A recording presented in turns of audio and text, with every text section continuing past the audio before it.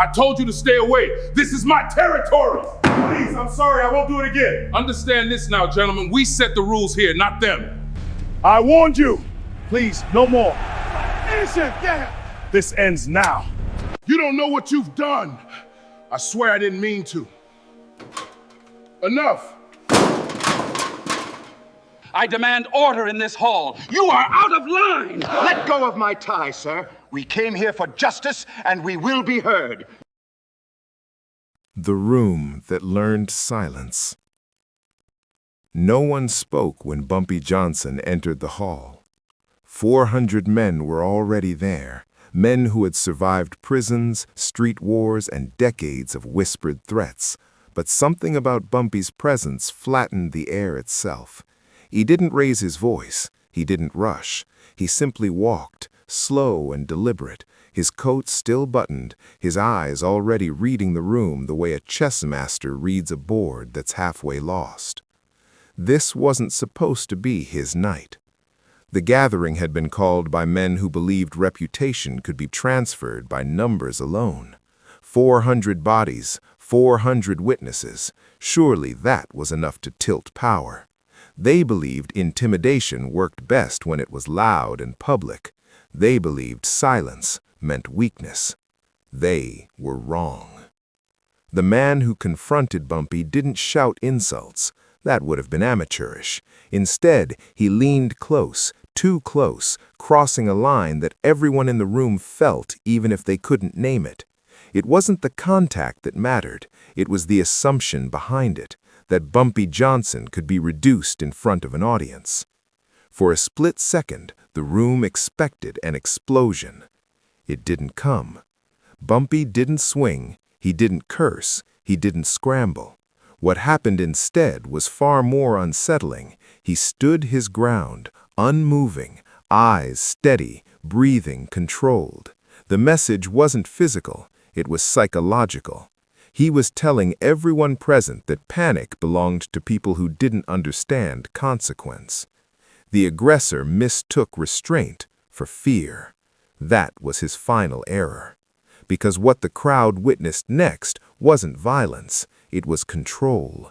A shift so fast and precise that it didn't look chaotic, it looked decided. The confrontation ended almost as quickly as it began, not with spectacle, but with a lesson so sharp that the room itself seemed to recoil. No blood was shown, no unnecessary force, just a moment that rewrote hierarchy. Men stepped back, not because they were ordered to, but because something ancient inside them recognized authority when it appeared. Bumpy adjusted his coat. Then, and this is what no one forgot, he spoke calmly, as if nothing unusual had happened. He didn't threaten, he didn't brag, he explained. He spoke about respect as if it were a currency more valuable than money, more dangerous than weapons. He reminded them that real power didn't need witnesses, it created them. By the time he finished, the man who had tried to humiliate him couldn't meet anyone's eyes. 400 men had come expecting chaos. They left with silence. And in Harlem, silence carried weight. The weight of what was witnessed. What happened in that hall did not end when the doors closed, because moments like that never stay contained.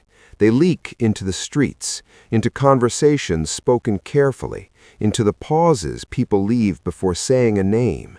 And by the following morning, Harlem felt different, not louder or quieter, but tighter, as if everyone had collectively decided to breathe less deeply, unsure which direction power was now flowing. Because while violence fades quickly in memory, humiliation witnessed by hundreds does the opposite. It grows roots. And the man who had tried to diminish Bumpy Johnson found himself carrying a weight he had not anticipated, a weight that pressed on him every time he walked into a room and felt eyes move before he spoke, measuring him against the man he had failed to break. Bumpy himself did not chase the aftermath, which confused people who did not understand him because they expected retaliation in the traditional sense, an escalation, a visible punishment that would satisfy the crowd's hunger for spectacle. But Bumpy had never been interested in feeding other people's expectations. He understood something that most men learn too late, that when power is secure, it does not rush to prove itself. And instead of spreading threats, he returned to routine, to measured conversations, to listening more than speaking, allowing the story to move on its own through mouths that could not resist retelling it. Because the absence of noise from him made the incident larger, not smaller, and men began to realize that the silence was not mercy, it was calculation. In private rooms across the city, leaders who had not been present replayed the event through second-hand descriptions, each retelling sharpening the edges, each version slightly different, but all agreeing on one thing, that the balance had shifted. And some of them wondered whether aligning themselves with the man who had failed publicly was now a liability, while others quietly admired the discipline it took for Bumpy to stop exactly where he did. Because stopping is often harder than continuing, especially when an audience is waiting to see how far you'll go. And that restraint sent a message clearer than any threat ever could, that he was not governed by impulse, and men who cannot be provoked are dangerous in ways that fists never are. The man at the center of the humiliation tried to recover quickly, telling anyone who would listen that it had been a misunderstanding, that the crowd exaggerated, that things had been blown out of proportion, but his voice no longer carried weight, because confidence is not something you can explain back into existence, and every attempt to reclaim authority only reminded people of the moment it slipped away, until even his closest associates began speaking for him in meetings, interrupting before he finished sentences, offering clarifications he had not asked for. And with each interruption, the truth settled deeper, that respect, once cracked in public, does not repair cleanly. It fractures along the same line every time pressure is applied. Meanwhile, Bumpy's reputation grew in a way that did not resemble growth at all, because it did not expand outward loudly. It condensed, becoming denser, heavier, more difficult to challenge, and people began adjusting their behavior around him without realizing it, choosing their words more carefully, reconsidering confrontations they might once have initiated, because the lesson from that night was not about physical dominance, it was about control under pressure, about the ability to decide the ending of a moment while everyone else was still reacting to the beginning. And that ability, once demonstrated, cannot be unseen. There were those who believed the story should end there, that the message had been delivered and absorbed, but Harlem had never been a place where lessons ended neatly, and beneath the surface, consequences were aligning, not through retaliation, but through access, through doors that opened more slowly, through invitations that stopped arriving, through business arrangements that quietly dissolved, because power does not always punish directly. Sometimes it simply withdraws, leaving people to discover how dependent they were on what they took for granted. And as weeks passed, the man who had tried to assert dominance found himself isolated in subtle ways, each small loss stacking until the absence of influence became impossible to deny.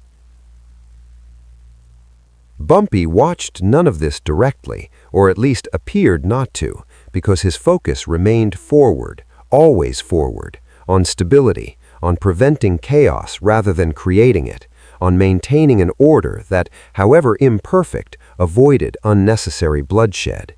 And this too unsettled people, because they realized that his greatest strength was not the moment everyone talked about, but the discipline that followed it, the refusal to let ego dictate the next move. And by the time the city fully understood what had happened, it was already too late to change the narrative, because the narrative no longer belonged to any single person. It belonged to the memory of 400 men who had learned all at once what real authority looks like when it does not need to announce itself. When power stops knocking.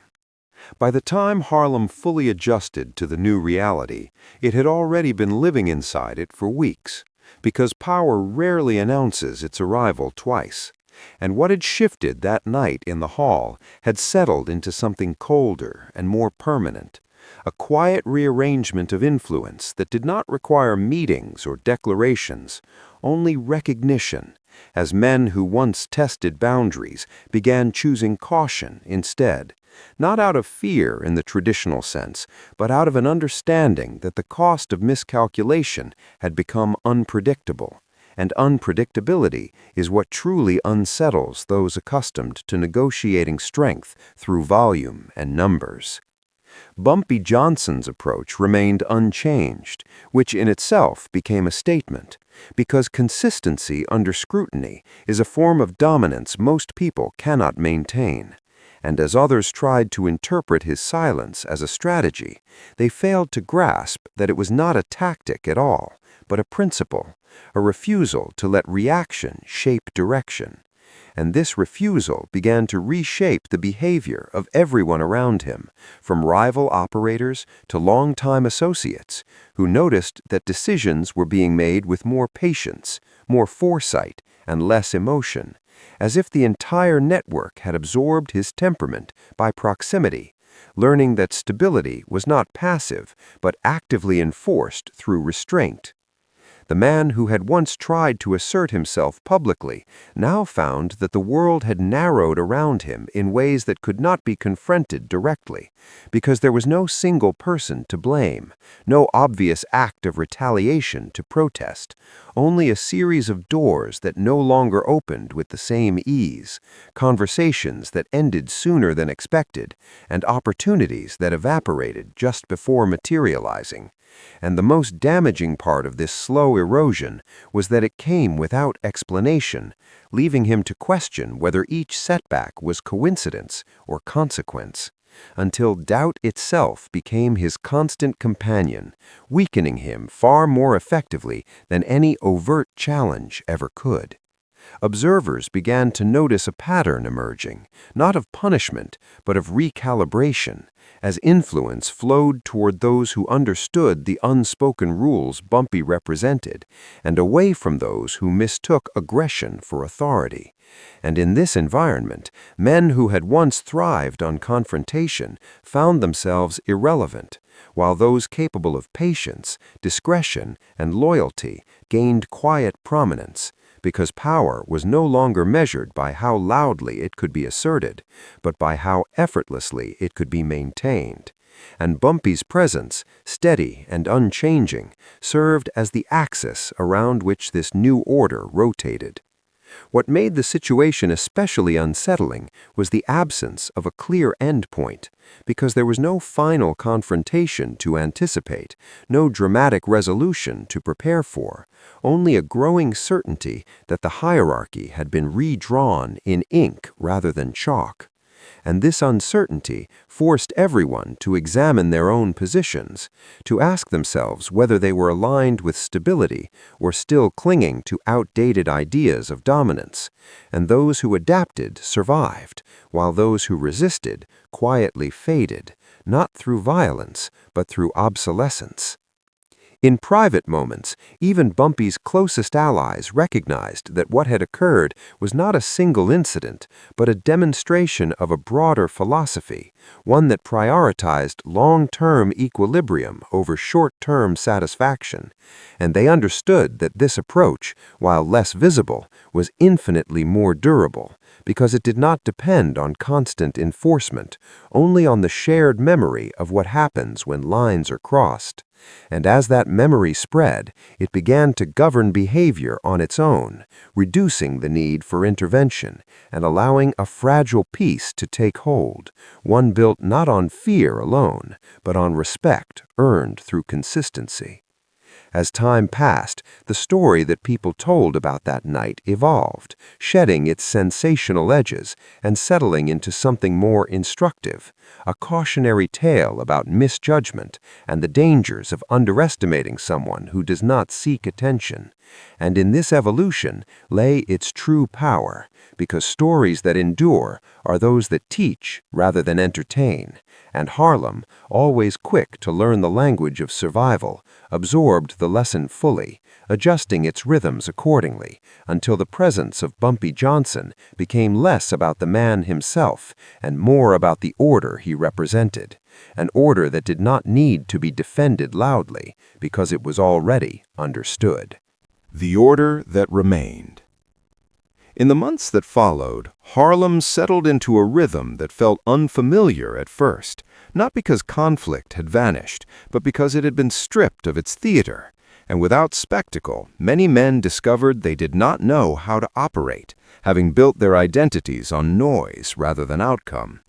While Bumpy Johnson continued to move through the city as he always had, measured and deliberate, aware that true influence is tested not in moments of confrontation, but in the long stretches afterward, when temptation invites you to overplay your hand. And it was in these stretches that his discipline proved decisive, because he neither chased admiration nor avoided accountability, allowing time itself to confirm what that night had already suggested, that power rooted in control outlasts power fueled by impulse. Those who expected a dramatic closing chapter misread the nature of the shift, because there was no single moment when the story resolved, no gathering where old scores were settled publicly, only a gradual normalization of a new hierarchy in which boundaries were respected without being constantly enforced. And this normalization changed the calculations people made every day, from how they negotiated agreements to how they spoke about one another in private, because the absence of chaos created space for reflection, and reflection made it harder to justify reckless behavior, forcing even the most hardened operators to acknowledge that stability, however imperfect, was preferable to the constant volatility they had once mistaken for freedom. The man whose misjudgment had sparked everything eventually understood what had happened, though understanding came too late to reverse it, because by the time clarity arrived, the world had already adjusted around him, leaving him isolated not through malice, but through relevance. And relevance, once lost, is rarely restored, as he discovered when former allies treated him with politeness instead of deference, when conversations ended without decisions, when his presence no longer altered outcomes. And in this quiet demotion lay the final lesson, that humiliation fades, but its consequences do not, and that attempting to reclaim lost authority through force only accelerates its disappearance. Bumpy did not claim credit for this transformation, nor did he deny it, because both would have cheapened what had occurred, and instead he focused on reinforcing the conditions that allowed order to persist, encouraging restraint where others might have encouraged retaliation, emphasizing loyalty over bravado, and reminding those close to him that every action sets a precedent, whether intended or not, and that leadership is measured by the precedents one leaves behind, not the victories one advertises, a philosophy that gradually permeated the environment, shaping decisions in subtle ways that compounded over time. As Harlem adapted, the memory of that night transformed from a shocking anecdote into a reference point, invoked quietly when tempers flared or ambitions overreached, serving as a reminder that lines exist for reasons and that crossing them invites consequences that cannot always be predicted or controlled. And this shared memory reduced the need for intervention because people policed themselves, understanding that the cost of misjudgment extended far beyond the immediate moment, touching reputation, opportunity, and legacy, elements far more difficult to repair than bruised pride. In the end, what endured was not the confrontation itself, but the order that followed, an order maintained not by fear alone, but by a collective recognition of limits. And it was this recognition that marked the true outcome of everything that had transpired. Because while moments of dominance capture attention, systems of stability shape lives. And Bumpy Johnson's lasting impact lay not in a single act witnessed by hundreds, but in the disciplined refusal to let that act define him, choosing instead to let consistency, restraint, and consequence do the work that spectacle never could, leaving behind a city that for a time understood the value of quiet authority and the strength required to uphold it.